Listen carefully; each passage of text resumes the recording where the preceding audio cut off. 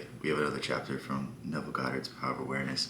This is perhaps Neville Goddard's best book, and I really urge you to pick it up because as I'm going through this, as I read it, it just clicks and everything starts to make sense, and I start to understand how to live the life of my dreams. And it really comes down to assuming that you already have achieved something. When you assume that you have already achieved something, this is where you start thinking from the end. And when you think from the end, you tell yourself you're already worthy of it. And if you think you're worthy of it, then everything else will fall into place. Live your life in a sublime spirit of confidence and determination. Disregard appearances, conditions, in fact, all evidence of your senses that deny the fulfillment of your desire. This is saying that don't pay attention to everything around you. Don't pay attention to things not working out.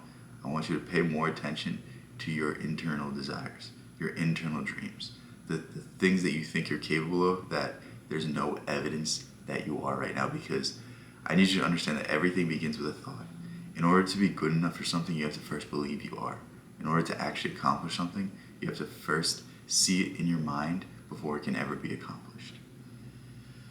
Rest in the assumption that you are already what you want to be. For in that determined assumption, you and your infinite being are merged in creative unity. And with your infinite being, God, all things are possible. God never fails. For who can stay his hand or say unto him, what doesn't thou? Through the mastery of your assumptions, you are in very truth and able to master life.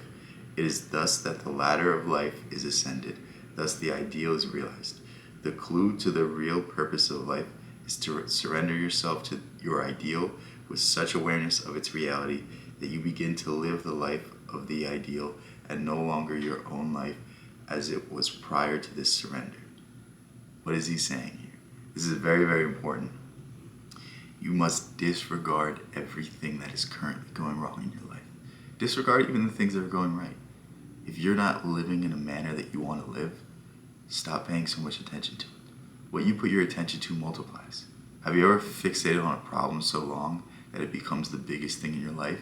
And then once you get past it, you're like, maybe I shouldn't have dwelt on this so much. Maybe this really wasn't such a big deal. Once you actually get it finished, once it's actually out of the way, you're like, yeah, I kind of made a mountain out of a molehill. I kind of made something much worse in my own mind than I could ever have imagined. This is what Seneca said. Seneca said, we often suffer in our own mind before we suffer in reality. And this is the idea. It's like, put your attention to what you want to be. Don't put your attention to the things that are going wrong. The more you focus on things going wrong, the more wrong you're going to see. It's the same thing with appreciation. It's the same thing with gratitude. If you put your attention to the things that are going right in your life, they're going to multiply. Your blessings are going to multiply. It's not even about creating something that isn't already apparent. It's about focusing on the things that you like and bringing more of that into your life. He calleth things that are not seen as though they were, and the unseen become seen. This is, again, another quote from the Bible saying that if you fixate on an idea long enough, if you put your attention to it, and if you believe it true now, your mind does not know the difference between imagination and reality. So when you make a picture so real, when you paint it so vividly, when you explain the details to such a degree in your mind that it becomes real, your mind has already believed that you've achieved it. And if your mind has believed you achieved it, now you have the confidence. Now you have the sense of self. Now you have the identity of someone who has done it in this world. And when you have that, that's half the battle. The rest of it is to go out and actually accomplish it. But the hardest part is convincing yourself that you're good enough. Everything in your life up until now has told you that you're not good enough. Your family, your society, your school, whatever it is, it's told you that you're not good enough. It's told you that you can't achieve everything that is capable of you. And that is the trick. That is the hack. Getting over these ideas, getting over limiting beliefs. The simple assumption that you can accomplish something and really feeling it and really experiencing it and really getting past all doubt, that is the secret to accomplishment. You think Edison didn't vehemently believe that he could create a light bulb? Why would he fail 10,000 times if he didn't believe that it was possible?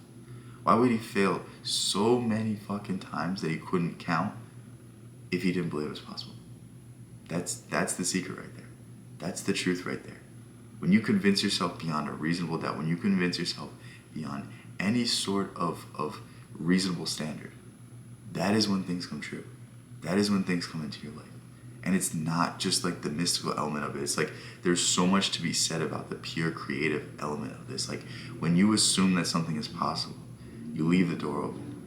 But most people close the door. Most people tell themselves, I'll never be this, I'll never be that. Or they say, in a few years I'll be able to do this, in a few years I'll be able to do that. You're confirming that you won't be able to do this for a few years. I want you to confirm to yourself now that you can do it. Even if it takes you 10, 20 fucking years for it to happen, I want you to still believe it like you can do it today.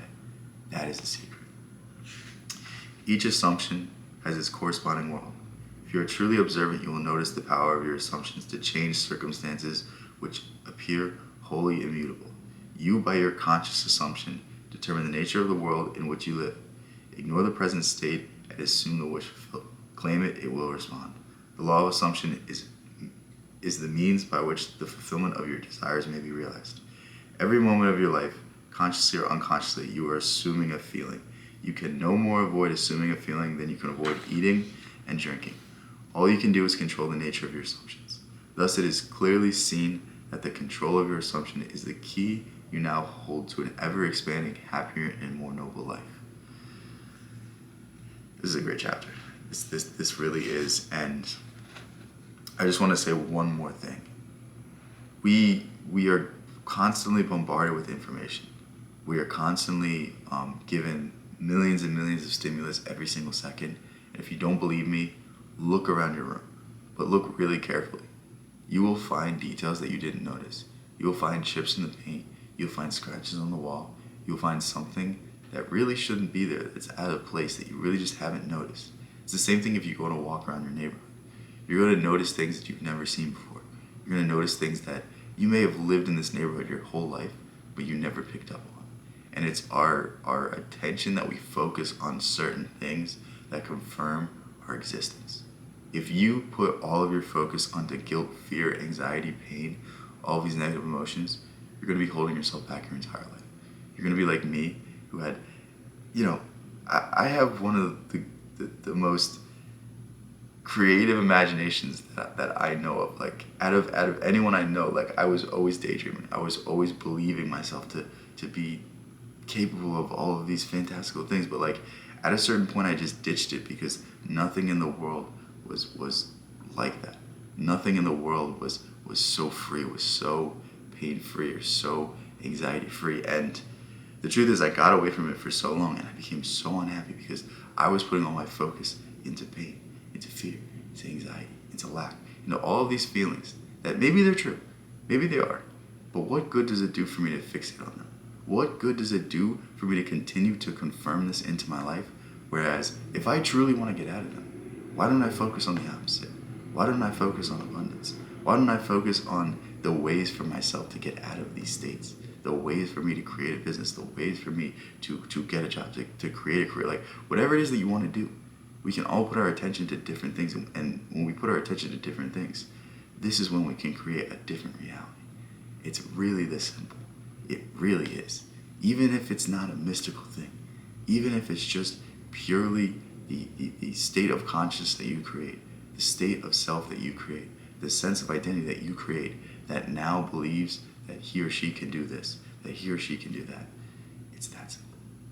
I love you guys so much. Hopefully this video hit the way I think it's gonna hit, because this is, this is one of my better ones ever. But yeah, I'll link this book in the description.